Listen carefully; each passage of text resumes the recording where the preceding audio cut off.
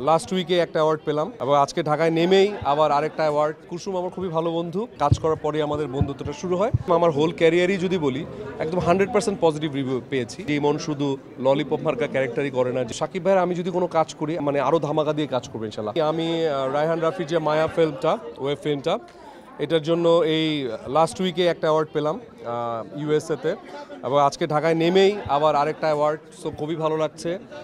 ভালো কাজ করলে আসলে সেটার অনেক দূর মানে অনেক কিছু পাওয়া যায়, সেটা আমি পেয়েছি দর্শকের কাছ থেকে যেমন সাড়া পেয়েছি এবং ব্যাক টু ব্যাক দুটো পুরস্কার পেলাম, আজকে একটা পেলাম এবং ইউএসএতে একটা পেলাম। খুবই ভালো লাগছে। নেক্সট উইকেই একটা নতুন ফিল্মের শুটিংয়ে যাব, হয়তো বা এটা বড় করে প্রেস কনফারেন্স করা হবে ইনশাআল্লাহ। তো কাজের মধ্যেই আছি। ফিল্মের শুটিং হবে নতুন, এই বছর শুরু হবে, নেক্সট ইয়ার আবার নতুন ছবি শুরু হবে। 2-3টা ছবি নিয়ে ইনশাআল্লাহ ব্যাক টু ব্যাক শুটিংয়ে যাব। প্রথম মানে কুসুম আমার খুবই ভালো বন্ধু, আমরা ব্যাক টু ব্যাক দুটা বেশ ভালো ছবি করেছি এবং সেটা ন্যাশনাল অ্যাওয়ার্ড পেয়েছে। আরেকটা তো একদম আমার মনে হয় যে ডিজিটালি মনে হয় প্রথম ছবি লাল টিপ এবং বেশ বড় পরিসরে হয়েছে। সো ওর সাথে যে দুটো ছবি করেছি দুটাই খুব গ্রহণযোগ্যতা পেয়েছে এবং বেশ ভালো মানের ছবি হয়েছে। সো আমি ওয়েট করছি যে থার্ড ছবিটা কবে হবে আমাদের একসাথে। দুজনের ইচ্ছা আছে, হোপফুলি ব্যাটে বলে মিলে গেলে আমরা একসাথে কাজ করব। মানে কুসুমের সাথে আমি যখন কাজ করছি তখন ডেফিনেটলি বন্ধুত্বটা ছিল না, কাজ করার পরে আমাদের বন্ধুত্বটা শুরু হয় এবং কাজের পরে আমরা বেশ ভালো বন্ধুত্বপূর্ণ সম্পর্কে এখনও আছি। অনেক বছর পর দেখা হলেও ওর সাথে একটা আন্তরিকতা সবসময় থাকে, ভবিষ্যতেও থাকবে। যখনই আমাদের দেখা হয় না কেন আমরা সেই স্মৃতি চারণ করি লাল টিপের, গহিনী শব্দের। সো এই যে এখন হুট করে দেখানো, আমি জানতাম না যে কুসুম এসেছে, দেখেই খুব ভালো লাগছে।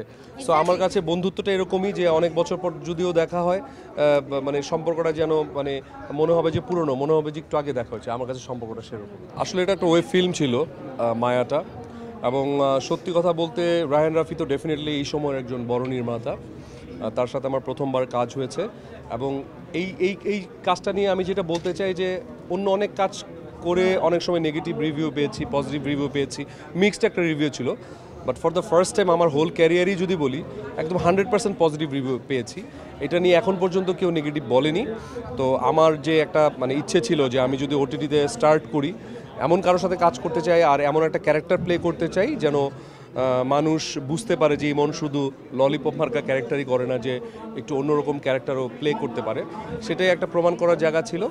তো ওভারঅল রায়হান রাফির সাথে আমার আগে পরে অনেকবার কথা হয়েছে, বসা হয়েছে। হোপফুলি আমরা সামনে হয়তো বা আরও বড় কাজও হয়ে যেতে পারে, যেহেতু একটা ওটিটি হয়েছে, দুজনের একটা আন্ডারস্ট্যান্ডিং হয়েছে। হোপফুলি সামনে আরও ভালো কাজও দেখতে পারবেন আপনারা ইনশাআল্লাহ। 2025-এ আমার তো বেশ 2-3টা ছবি অলরেডি রেডি করা আছে।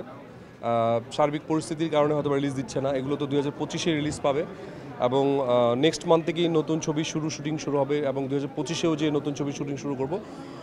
আশা করছি 2025-এ বেশ কয়েকটা ছবি রিলিজ পাবে ইনশাআল্লাহ। সাকিব ভাইয়ের সাথে আমি যেই কাজটা করেছি এটা তো সুপারহিট হয়েছে এবং দর্শক এখনও বেশ মানে পাসওয়ার্ডের কথা যদি বলি সবাই খুব এনজয় করেছে।